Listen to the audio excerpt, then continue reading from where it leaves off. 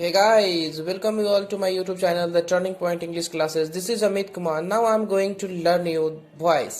Last video में हम लोग देखे थे कि वॉइस सिंपल प्रेजेंट टेंस का और प्रेजेंट टेंस का पूरा वॉइस हम लोग देख लिए थे। इस वीडियो में हम लोग पास्ट टेंस और फ्यूचर टेंस के पूरे वॉइस के स्ट्रक्चर को समझेंगे और देखेंगे। अब हम लोग देख लेते हैं पास्ट टेंस। पास्ट टेंस का पहला फॉर्म क्या होता है?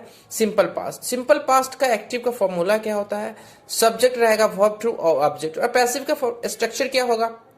एक्टिव का ऑब्जेक्ट वाज वर्ड, उसके बाद हम लोग क्या लगाएंगे? वर्ब थ्री लगाएंगे, उसके बाद प्रेपोजिशन बाय, उसके बाद एक्टिव का सब्जेक्ट, लेकिन वो एक्टिव का सब्जेक्ट नॉमिनेटिव केस में ना होगा, किस फॉर्म में रहेगा? ऑब्जेक्टिव फॉर्म में रहेगा। अब एक एग्जांपल के माध्यम से हम लोग समझते हैं। India won the match.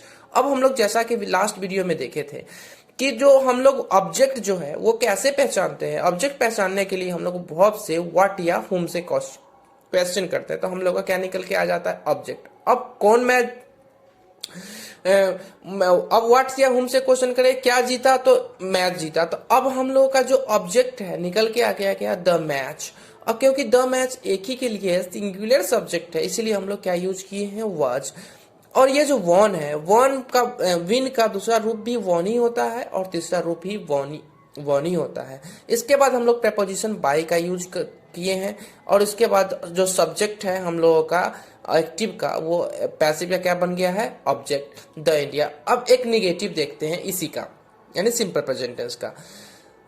The police did not catch the thief. अब हम लोग क्या करते हैं? क्वेश्चन करेंगे ऑब्जेक्ट निकालने के लिए व्हाट या हुम से। अब किसको नहीं पकड़ा? तो ये निकला, ये हम लोग का क्या आंसर निकल के आ गया है? थीप को नहीं पकड़ा। Thief, the thief was not. अब कैच का तीसरा रूप क्या हो जाएगा? Caught by the police. अब देख लेते हैं हम लोग past continuous tense. Past continuous tense का एक्टिव का फॉर्मूला क्या होता है? सब्जेक्ट रहेगा, वाज वर्ड रहेगा, उसके बाद मेन वर्ब में हम लोग क्या लगाएंगे? आईएनजी, और उसके बाद ऑब्जेक्ट रहेगा। अब देख लेते हैं इसका पैसिव का स्ट्रक्चर या फॉर्मूला क्या होगा। एक्टिव का ऑब्जेक्ट रहेगा, वाज रहेगा, वर्ड रहेगा, इसके बाद हम लोग क्या लगाएंगे? बीइंग लगाएंगे। इसके बाद हम लोग verb three, main verb three लगाएंगे। इसके बाद प्रेपोजिशन क्या होगा? बाय रहेगा। उसके बाद एक्टिव का सब्जेक्ट रहेगा, लेकिन वो किस फॉर्म में रहेगा? ऑब्जेक्टिव के फॉर्म में रहेगा। एक एग्जांपल देखते हैं। The gardener was watering the plants. अब ये जो सेंटेंस है, the gardener was watering the plants, इस सेंटेंस में हम लोग ऑब्जेक्ट निकालने के लिए क्या चीज से क्वेश्चन, वर्ब से क्या चीज से क्वेश्चन करेंगे? व्हाट या होम से। किसको पानी पटा रहा है, किसको पानी दे रहा है या पटा रहा है? तो प्लांट्स को। अब हम लोग का जो ऑब्जेक्ट है वो क्या हो गया? The plants. क्योंकि द प्लांट्स एक से अधिक है, यानी प्लूरल सब्जेक्ट है, इसीलिए हम लोग यहाँ पे क्या लगाए हैं? वर लगाए हैं। The plants were being watered by the gardener. अब देख लेते हैं एक निगेटिव का structure. My daughter was not watching the mobile. अब इस सेंटेंस में क्या नहीं देखती है?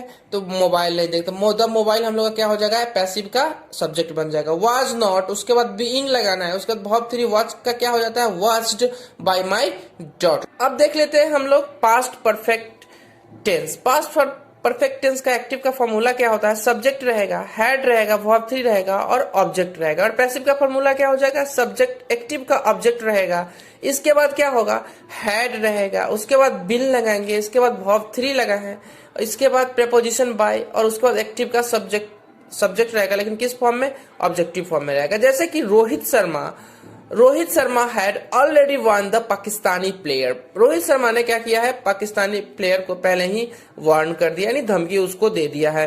तो क्या हो जाएगा इसमें? किसको धमकी दिया है, किसको वार्न किया, यानी हुम से क्वेश्चन करेंगे तो निकल के आ गया रोहित शर्मा। पाकिस्तानी प्लेयर्स, तो क्या हो जाएगा? Pakistani players had already been warned by, sorry यहाँ पे क्या हो जाएगा? रोहित शर्मा, ये बाय मिस्टेक हो गया। यहाँ पे क्या हो जाएगा? रोहित शर्मा। अब देख लेते हैं हम लोग पास्ट परफेक्ट। जैसा कि हम लोग जानते हैं पास्ट परफेक्ट कंटिन्यूअस टेंस का पैसिव नहीं बनाया जा सकता है या नहीं होता है। अब आते हैं हम लोग फ्यूचर टेंस। फ्यूचर टेंस का सिंपल फ्यूचर टेंस का जो एक्टिव का फॉर्मूला होता है वो होता है subject plus will, shall, have, shall plus verb one और ऑब्जेक्ट। अब इसका पैसिव का फॉर्मूला क्या हो जाएगा? पैसिव का फॉर्मूला होता है एक्टिव का ऑब्जेक्ट, विल और शैल, उसके बाद क्या यूज करेंगे हम लोग? बी का यूज करेंगे, उसका वर्ब थ्री रहेगा, उसका प्रपोजिशन बाय, उसके बाद एक्टिव का सब्जेक्ट, लेकिन किस फॉर्म में रहेगा, ऑब्जेक्टिव फॉर्म में। अब देख लेते हैं एक example, the postman will deliver the letters. अब हम लोग क्या डिलीवर करता है, तो हम लोग को आंसर मिल गया है the letters. The letters active का क्या, पैसिव का क्या बन जाएगा, पैसिव का बन जाएगा हम लोग का सब्जेक्ट। उसके बाद बिल, उसके बाद क्या लगा दिए हम लोग, विल। इसके बाद क्या लगाना है, बी लगा दिए। उसका वर्ब थ्री डिलीवर्ड का क्या हो जाता है, डिलीवर्ड। उसके बाद प्रपोजिशन क्या यूज करना है, बाय, तो बाय लगा दिए द पोस्टमैन। तो क्या हम लोग का पैसिव क्या बना, the letter will be delivered by the postman. जैसा कि हम लोग जानते हैं कि फ्यूचर कंटिन्यूअस का पैसिव नहीं होता है या नहीं बनाया जा सकता है। अब देख लेते हैं हम लोग फ्यूचर परफेक्ट टेंस का। फ्यूचर परफेक्ट टेंस का जो एक्टिव का फॉर्मूला होता है वो होता है सब्जेक्ट, उसके बाद विल हैव, उसके बाद या शैल हैव, उसके बाद वर्ब थ्री और ऑब्जेक्ट। और जो पैसिव का फॉर्मूला होता है वो क्या होता है, एक्टिव का ऑब्जेक्ट, उसके बाद विल शैल, उसके बाद हैव बीन, उसके बाद वर्ब थ्री, उसके बाद प्रपोजिशन बाय और एक्टिव का सब्जेक्ट, लेकिन किस फॉर्म में, ऑब्जेक्टिव फॉर्म में रहता है। अब एक एग्जांपल के तरीके से देखते हैं, the police will have caught the terrorist.